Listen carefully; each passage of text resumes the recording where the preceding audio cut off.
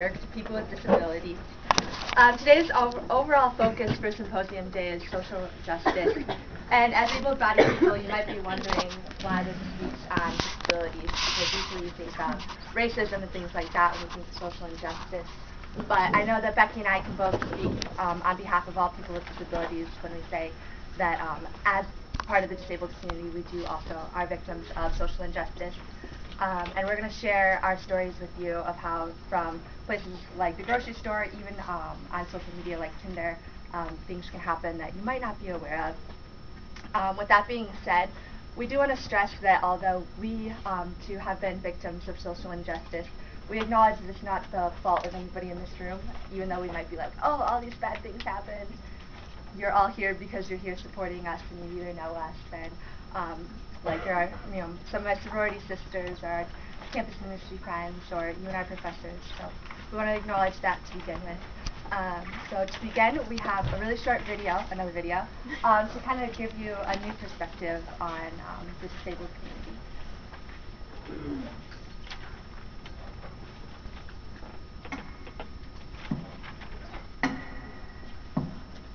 Oh wait, sorry, my bad guys.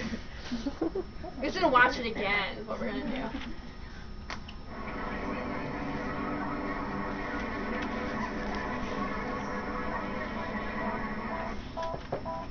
Hello, I'd like to open a bank account.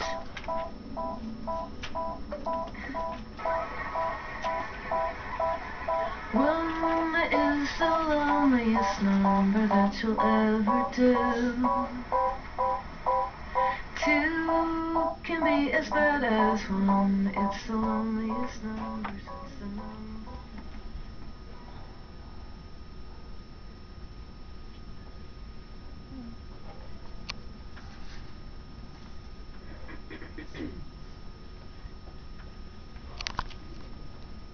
So we realized that growing up with probably more able-bodied people in the world and having that being the majority, oftentimes that the accommodations that people need with disabilities are not the first thing that comes to mind. And so that video, I hope kind of maybe resonated with you regarding how often the world is meant for people that are more able-bodied, and the whole world's not meant for ramps, and the whole world doesn't always have interpreters at every venue for you. If you have a language barrier, you need someone to interpret for sign language or things like that. But we just wanted to give you that to kind of get you in the mindset again once more of how it is to be in our shoes when it comes to various accommodations throughout the world. So we'll go ahead with that. So again, this is the title of How Not to Be a Jerk with Disabilities. And to start, I'll talk a little bit about myself and Angel. I don't know if you guys can all see me or whatnot. You'll probably able to see Angel. She's just like crashed on the floor over there. But yeah, I'm Becky. I am a biology education major. I also am a biology major and a psych minor. So that's kind of a little bit about me. I'm involved in like campus ministries. And to go a little segue, I'm going to talk a little bit about Angel. I know I get questions a lot about like, wait, I thought she was a Viking pup. What is that dog? What does she do for you? And things like that. So I'm going to go ahead and just jump to the chase here and say that Angel is my psychiatric service dog. I have PTSD and generalized anxiety disorder. So between those two diagnoses, that qualifies me to have a service dog.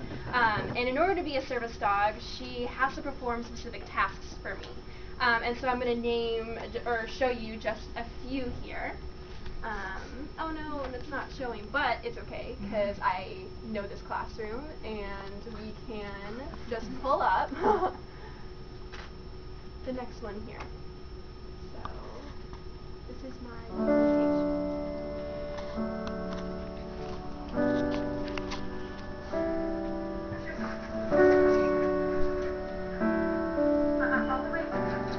Spend all your time waiting for that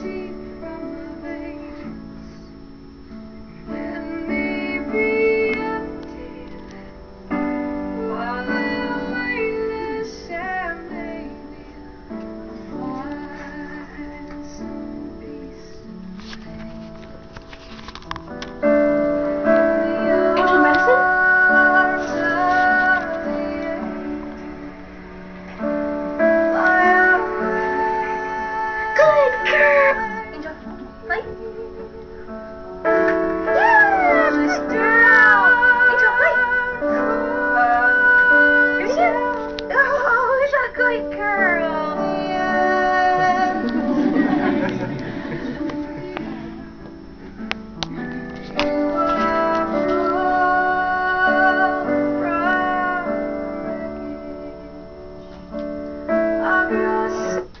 Alright, so not only is her name Angel, so I thought that the song would be fitting. But yeah, Angel does a lot more for me, but those are some of the things that I've worked with her over time. A lot of other things that she does for me is she alerts me to many of my triggers and kind of just helps me cope through them as they're happening. But again, she's assigned specific tasks for me to help me for my disabilities. And going a little bit further with that, I know that some of the terminology, you might have heard service dog before. So again, she qualifies for my service dog because she performs specific tasks for my disability. So she helps me personally. But there are other types of dogs that are support animals that you guys have maybe heard about, such as therapy dogs, which you might see in a lot of classrooms, hospitals that go from place to place to offer comfort to a multitude of people. And we also have maybe heard of emotional support animals, in which they can fly, ride like public transportation, and live in housing with those who do still have a diagnosis, and it's for one individual person, but they're not specifically trained for any tasks. And so that's what makes Angel and my Angel as my service dog much different from emotional support animals and therapy dogs. All right, and like I said before, my name is Courtney Simross. I'm a junior here. I transferred after my freshman year from Rock Valley Community College. Just as a side note, this really funny picture. I didn't have a picture of like a cool dog or anything, and so I don't take a picture with my stepstool, so I guess that helps me. I don't know. What else are you gonna do? Yourself? I don't know. Like I said, yeah, I'm a junior here. I'm a communication sciences and disorders major with the intent to go to grad school for deaf education. That's a recent passion of mine that I've learned. On campus, I'm a peer mentor. I work in admissions. I'm a member of Sigma Pi Delta and Epsilon Sigma Alpha sororities. And I also have dwarfism, and that's how I like to say it. Unlike Becky, my disability is visible. If you pass me on campus, you can probably tell that something's different, even if you don't know what it is. Maybe you've seen The Little Couple, Little People, Big World, or what's the other one? Little Women, all those shows. So maybe you understand dwarfism a little bit. But I'll go over the main topics and try to answer your questions. To begin with, I was born with achondroplasia. For those who are taking notes, it's achondroplasia. I've known how to spell that since I was 5. It's the most common form of dwarfism out of over 200 types. Dwarfism affects all races, genders, social classes, religions, all over the world. And yeah, like I said, there's over 200 types. But mostly people you see like on those reality shows have achondroplasia like I do. What else is there? It occurs in roughly every 1 out of 14,000 births. So in retrospect, it's not that common. And it's caused by a mutation, are you ready for this? In the fibroblast growth factor receptor 3 on human chromosome 4. I've also known that, and it rolls off my tongue so easily, but I know you don't know what that means. So basically, during conception, there's a mutation in my genes that tells my bones to grow really slowly. And so by the time I hit puberty, like all of you, my bones had not caught up to yours, and so they stopped growing, but I was left shorter than the rest of you. I will not get taller than this. And some people are like, oh, take growth hormone. There's nothing I can do about it. It's written in my genes. My bones will not grow. Contrary to popular belief, I do not have, my parents are not small like me. I am the only person in my family, extended far as you can see, with dwarfism, and that's very common. 80% of little people are born to parents of average stature. And what was I saying? Oh, this is kind of like our joke we tell. My parents are both 6 foot, and my brothers are 6'2" and 6'3". And so they always ask what happened to Courtney. And so I have a really good sense of humor about it because I've been raised that way to laugh about it. Achondroplasia is characterized by an average sized torso. If I'm sitting down next to you, I'll be the same height. So that sometimes throws people off.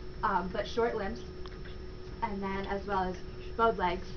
My legs are no longer bowed because I had surgery when I was younger to break and straighten them. Limited extension of the elbows. I can only extend my arms so far. Sometimes people think I'm joking, which that's weird.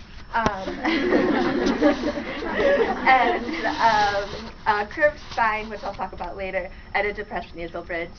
Like I said, I'm the only little person in my family, but now that I have the gene, I have a chance of passing it on to my children, depending on who I have children with, meaning are they average stature, do they have the same type of dwarfism as me, or do they have a different type?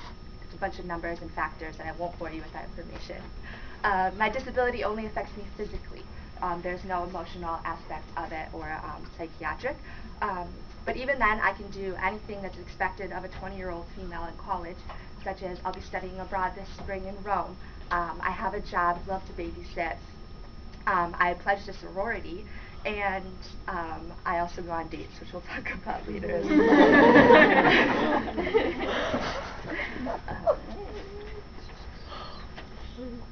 All right.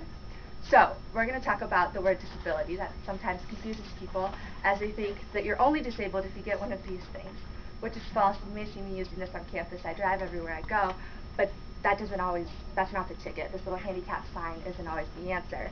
A disability, as defined, is any physical, emotional, or mental condition that limits a person's everyday activities. My dwarfism goes everywhere I go. I never can get rid of it. It will never go away. I've had it since the day I was born. I deal with it on a daily basis. Everybody can see it. It affects all aspects of my life. So sometimes people get thrown around with the terms like, oh, what about it's like a limitation? It's not a disability, it's a limitation. Or some people say, I hate saying the word disability. I have a different ability. So there's all those terms that we can use, but Becky and I both accept the word disability for its reasons, such as it's the word that's accepted by the medical field as well as the government. If I don't say I have a disability, it's impossible to get things such as this that I need. Or you couldn't get a service dog if you don't claim you have a disability. I don't take offense to that word, neither does Becky. It's just the medical and like actual terminology. So at the same point, I say I don't have a disabled life. I live just like any other 20-year-old female college student. So some people say, wait, that's really hypocritical. You have a disability, but you say your life isn't disabled. So hopefully through knowing me and hearing this and seeing Becky and things like that, you can see we have normal lives, but there's just a small part of it that is our disability. And when it comes to dealing with things like that, we have to use the word disability to get what we need to live like anybody else. So Courtney brought up a lot of good points about the whole idea of like visible versus invisible disability. So I grew up most of my life with an invisible disability. I didn't, no one can really see my psychiatric disorders, and that's actually a really positive thing until you're at the store one day and you go through a psychiatric meltdown, like a panic attack or a flashback, and people kind of look at you really weird and literally call you crazy. What's wrong with her? How like they just don't understand because to everyone else you appear normal. And so there's that whole concept of invisible versus visible disability that Courtney was saying, and there's kind of this. There's a pro and a con to it. So I don't know, Courtney, do you want to talk about that one example about when you were with the horseback riding group? I attended a program in the summer for horseback riding for people with disabilities, and I love horses, and some people know I ride them, even though I'm really small comparison to horses.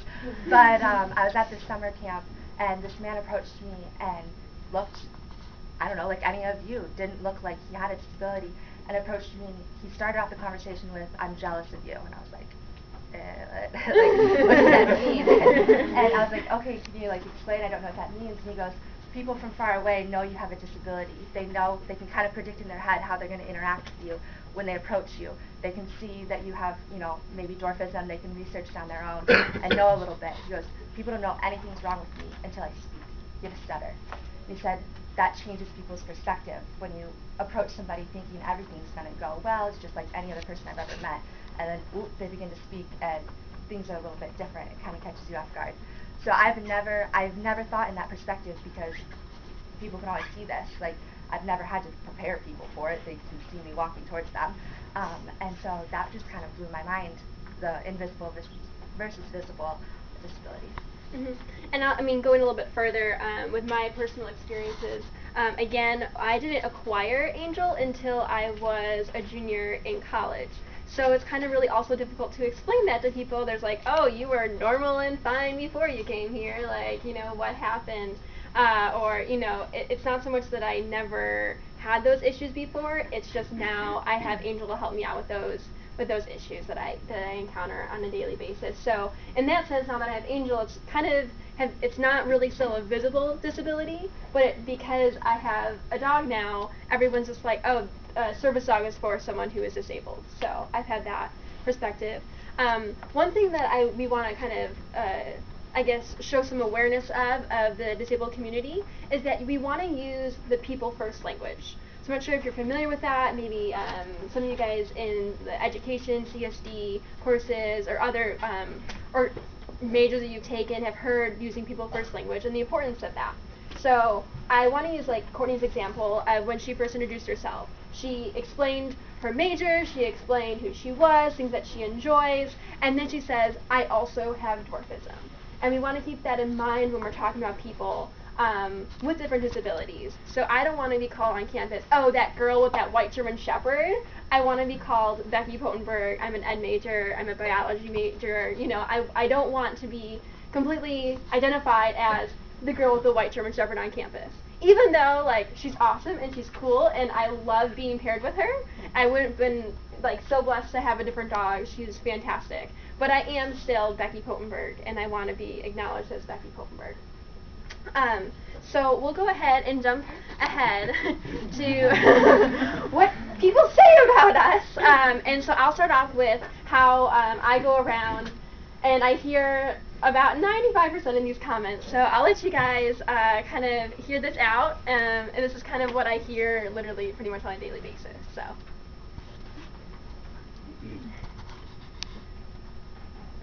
Are you disabled? What's wrong with you? You can't have dogs in here.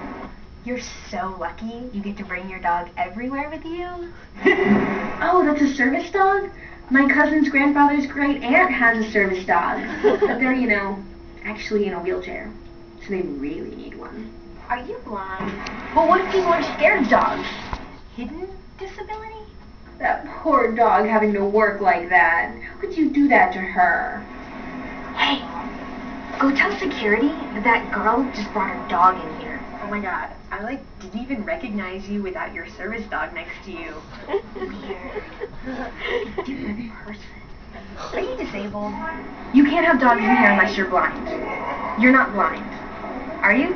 Your dog is so well behaved. It's amazing. Are you like epileptic? Ma'am, you can't have dogs in here. That is so great that you get to train a service dog for some disabled person. That's really noble of you.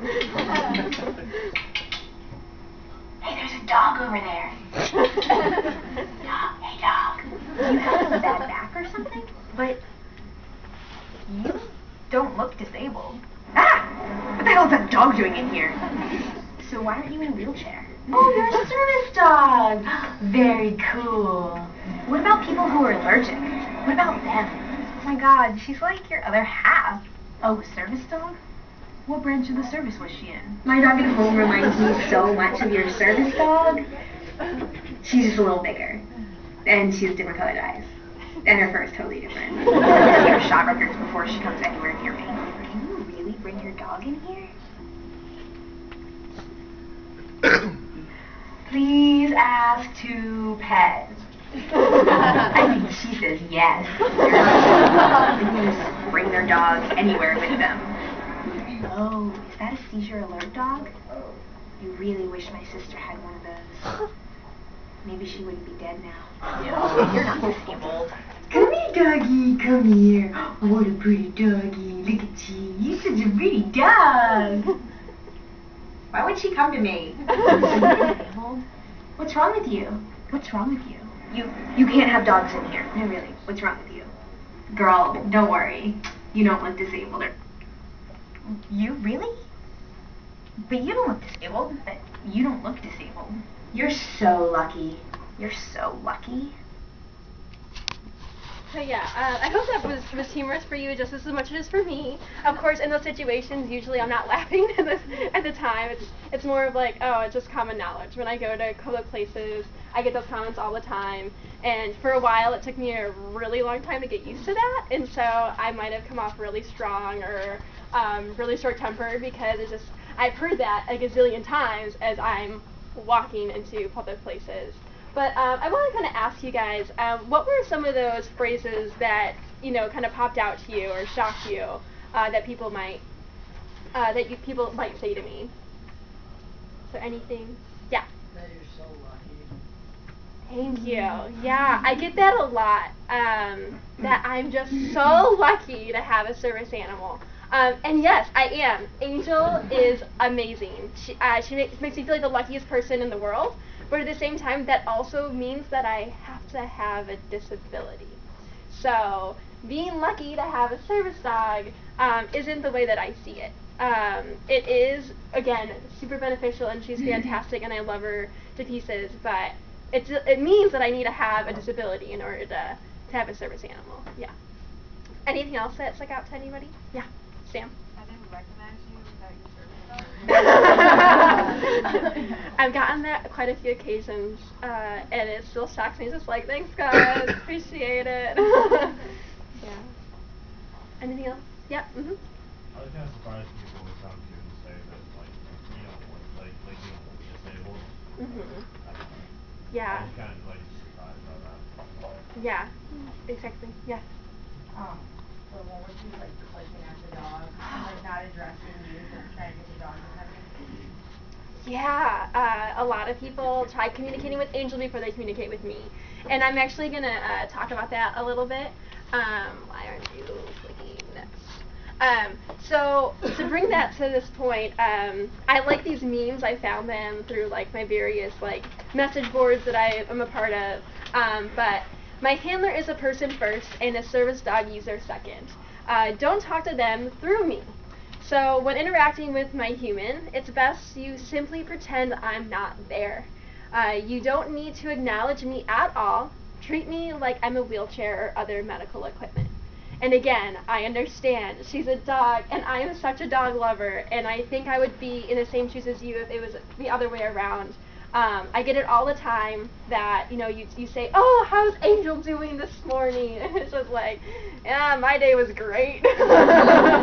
So it's more of, I understand from your shoes, I'm a dog lover too, but it is important that you at least acknowledge me first. One of my professors, he's always just like, oh, so how's my favorite girl doing this morning? And at least acknowledging it as like, okay, a paired unit, a team is so much better than just being like, hey Angel, it's nice to see you today. It's like, yeah, I'm here too.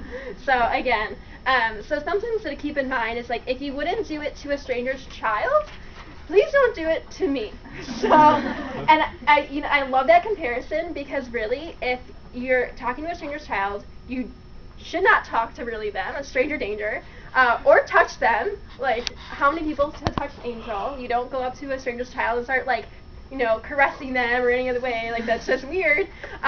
Touch my gear, point at me, stare at me, or ask my name. And they ask me my name, I kind of get. You can ask Angel's name, that's fine. But again, ask my name first at least. Like, I go to the store and the grocery store, they're like, oh, what's your dog's name? And it's like, oh, my name's Becky, but her name's Angel.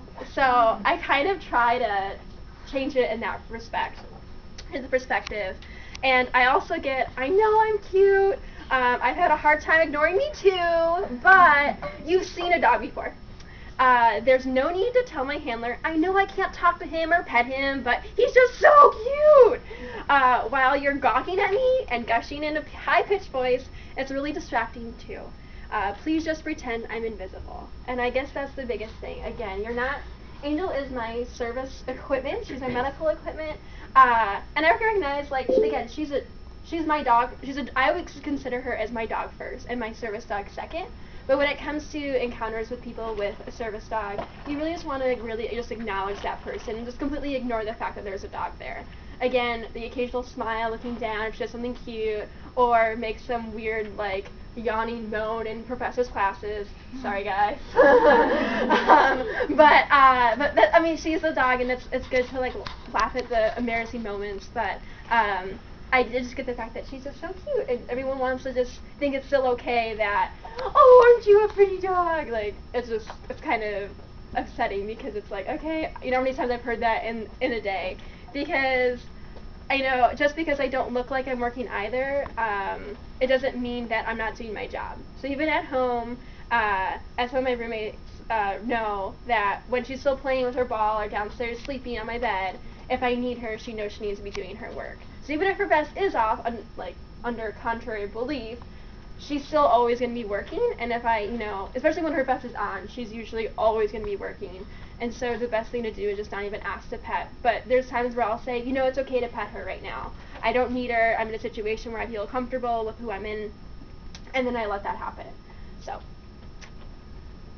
But now Courtney's got something to share. Alright, so I'm just going to start off with this video. If you're friends with me on Facebook, you might have seen me share it earlier, but it's just really good to get this perspective.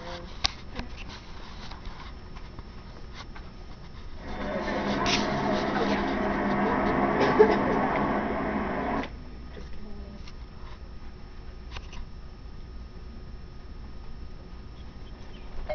I'm just going to skip stuff I've already explained. Like, he explains what achondroplasia is, and you've heard it, so. I moved to New York City about a year ago, and although I consider it ultimately a good experience, it was made a lot more difficult because of my dwarfism. I grew up in a small town, and I would have, you know, negative encounters every now and then, but for the most part, I had friends and I had family who supported me. School wasn't a nightmare, and I just was able to have a pretty average childhood. A year ago when I moved to the city, I noticed that there was a lot of people. There was a lot of people. And because of that, I had a lot of encounters. I would have people take pictures of me on the subway. I would have people that would harass me, and just all of these things, all of these almost daily occurrences, they would continue happening until it got to a point where I just got fed up with it.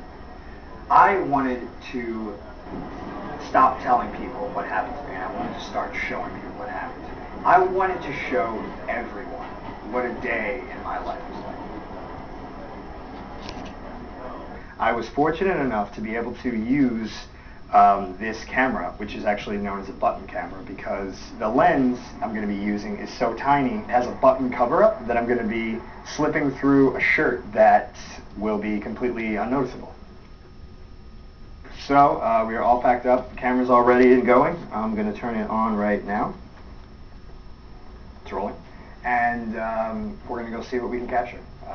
So let's head out.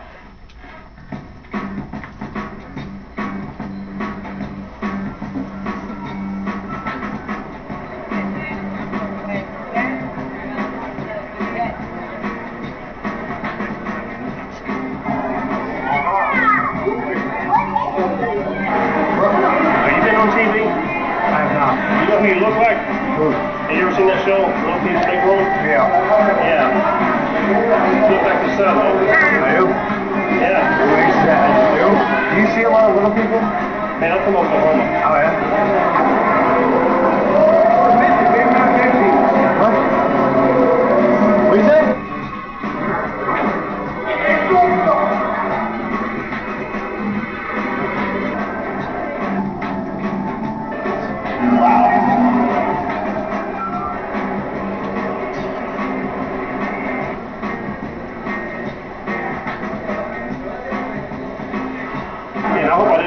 Oh, no, it's okay. I appreciate that. No, it's fine. Can I get your picture? No. You wanted to show what a little people? Not that I know of, no, I'm not.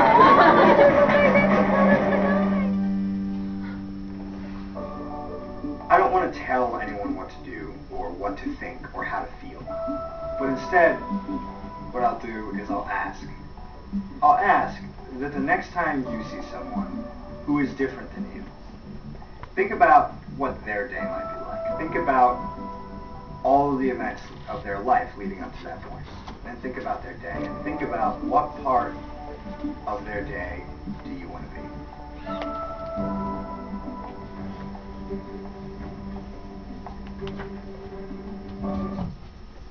Alright, so to be honest, the first time I saw that video I cried.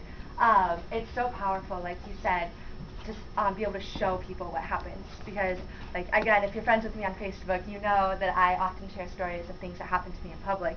And it's usually when I'm by myself, the outrageous things that people say and do. Usually because I can laugh at it then if I share it with people. But it's one thing to just tell people, they don't get to see it. And for this, so you can have a camera to see how people really treat you. That was like, just took it to a whole new level for people to understand. I had people watch this and say, wow, I didn't know that that really happens. That could have easily been me in that video. All of those things have happened. So I want to share with you some of the stories. I'll start off with the funny ones that have happened to me, so you can see that as a little person, even though I'm white, middle class, female, that I'm not, subject always to racism, I am still subject to social injustice. These things often happen to me when no one else is around, I've noticed. I kind of want to do some research on it and see if it's true. I'll still get stares and stuff when people are with me. My friends often get offended when I take them into public with me, when people look too long or, ask something dumb. Like I was grocery shopping with my roommate Heather, and this lady just pushing the cart along getting milk like anybody else, and this lady stops me and she goes, "How tall are you?" I was like, 4'2", like, have a good day, like she wouldn't stop any of the rest of you and say, "How tall are you?" Like, because that, whatever. So, one of my favorite stories to tell happened last spring. I often retell this one because it's so funny. I was shopping at Walgreens. I often go to Walgreens, love that store, and buying a sympathy card. So, not in a good mood. My great uncle had just passed away. He can't attend the funeral, so I'm going to send a card on my behalf. And this man behind me, he was out of the nowhere. I'm just reading this card, and he goes, "Yo, booty, so big. Does your boyfriend love you?" And I was like, surely I did not hear that right. So I was like, "Oh, excuse me?" And I kid you not, he claps it out, and then he talks slow so I can understand. He goes, "Yo, booty, so big. Does your boyfriend love you?" I've never been in a situation like that. I was like, just leave me alone, please. Like, I don't even know what to say. Like, what do you say back to that? I don't know. Story goes on. He followed me through the store. A lot of stuff happened. He ended up, asking me if my boyfriend would mind. I don't have a boyfriend, but asked me if my boyfriend would mind if he called me on the phone, and I was like, yes, he would mind. And just going on and on about my butt. Like, we'll talk about that later. But so second story involving Walgreens and my butt. I don't know. It's like a reoccurring thing. Just a couple weeks ago, before Christmas break, I was shopping at Walgreens, leaving, walking out to my car, parked in handicap, and this lady from the door, still inside Walgreens, screams, like, I kid you not, she goes, "I sure wish I had an ass like yours that can't keep my pants up."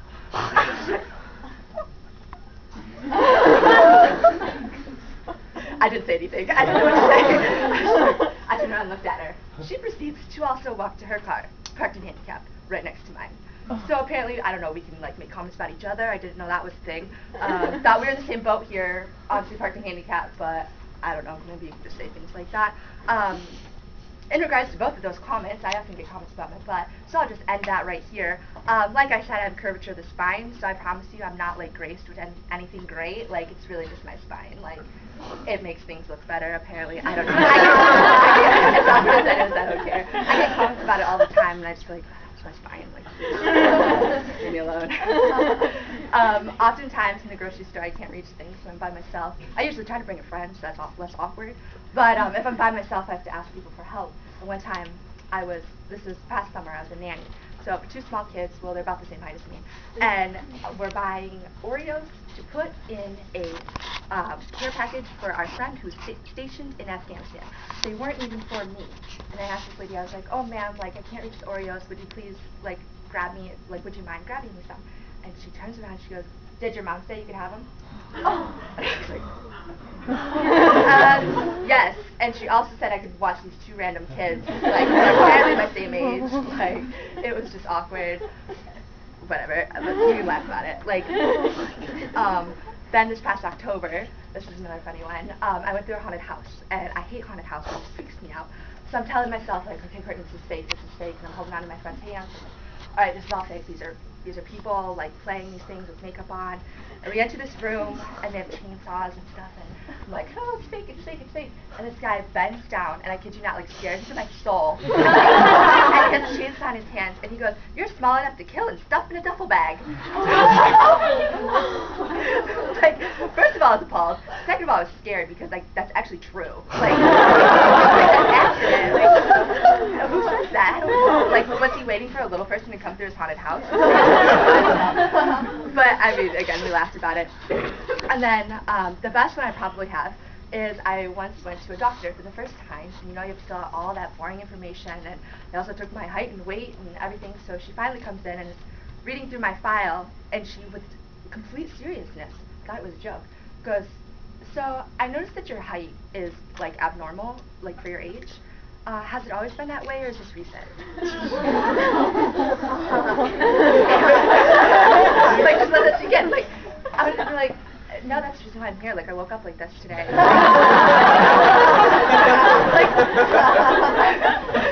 that's that. Like, she's the one that went through medical school. I would be like, "Oh, and you're like 18 years of school, you never heard of dwarfism?" Awkward. Like, I think it wasn't a dwarfism doctor. Like, I don't know. And then there's like the not so funny things. Like, I always try to laugh at them, but sometimes it's just like, ooh, it hits hard. Like, one time I was parking, like I said, I park in handicap, and I'll tell you the reason why. A lot of people are confused. They're like, "Oh, you're not that handicapped. Like, you're not in a wheelchair."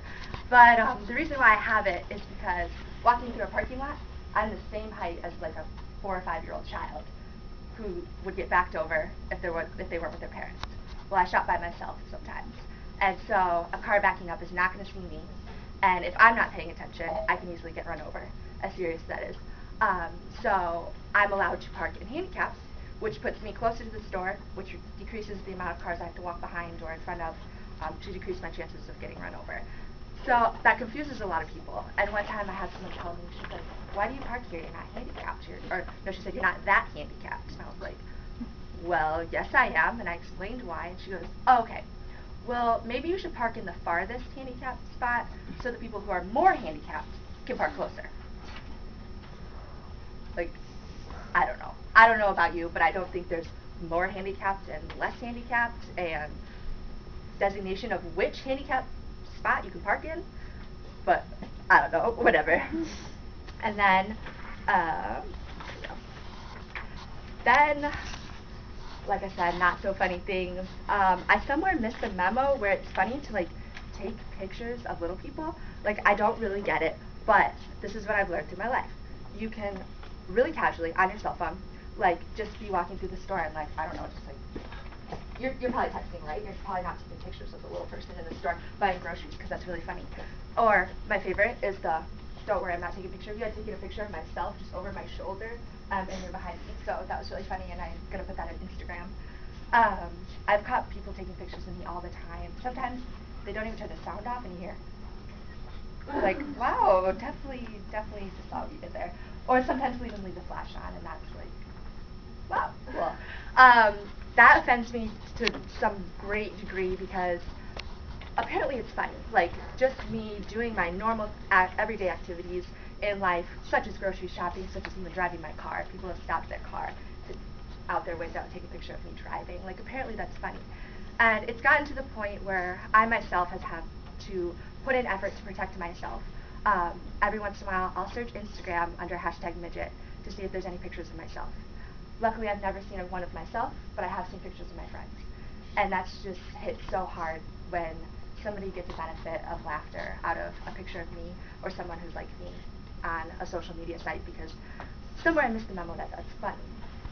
And somewhere I also missed the memo that you can make like sexual like references to people with disabilities. Like, I don't know, it kind of grosses me out, but apparently it's like this really popular thing now. And I'll actually show you. This is one of the instances where, at the risk of my embarrassment, I'm going to show you and not just tell you.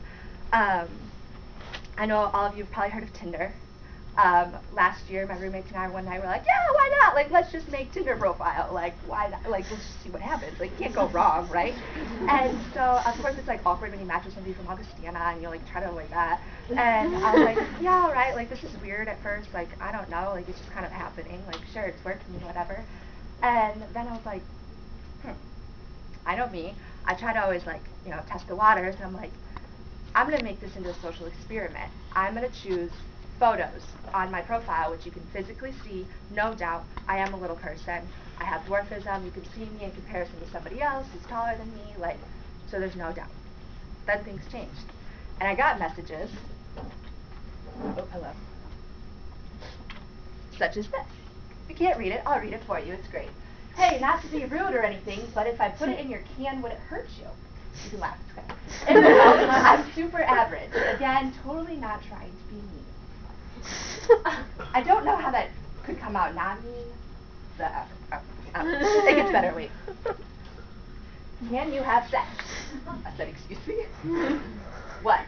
Like, are you able to, and I won't read the last one, because that's just, yeah. Oh wait, we're gonna skip that. Okay. Are you a midget, or is my depth perception off? Because honestly, I've been looking for a midget my whole life.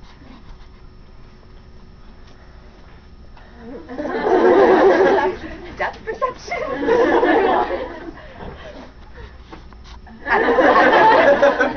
I don't know. Obviously, you can see I don't have anything to say back to them. And it's just kind of interesting to collect these things. Just, wow, like, really sets into perspective what people are like. And then, this one hits really close to home, as some of you may know. When there's a yik yak about me. When that used to be a thing. And I'll read it for you. This is supposed to be more of a compliment than anything, but I guarantee the midget speed, that's me, has had more sexual fantasies by men than any other girl on campus. So not only did they use the word midget, we'll get there later, but said that I have sexual fantasies by a lot of men on campus. That is so objectifying, I don't even have the words when I saw that at first.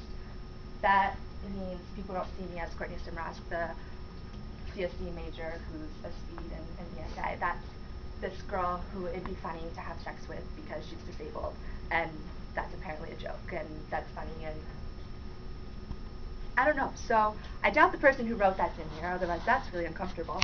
But it just hit really home to see at my own college where I feel comfortable. Things like this happen. So I risked for embarrassment. I just wanted to show that because that just proves right there. I don't have to tell you, I can show you.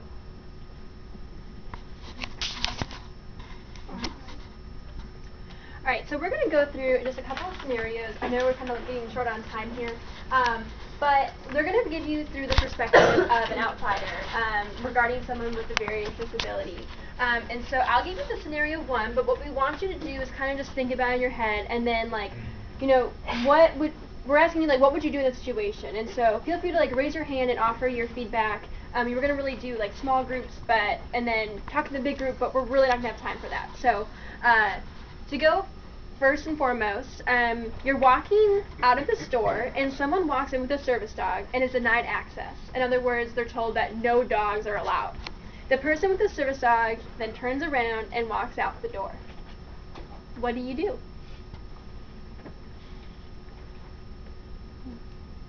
Feel free to just, this is an open space where we can all talk, and don't be afraid of using wrong terms or saying anything that would offend us.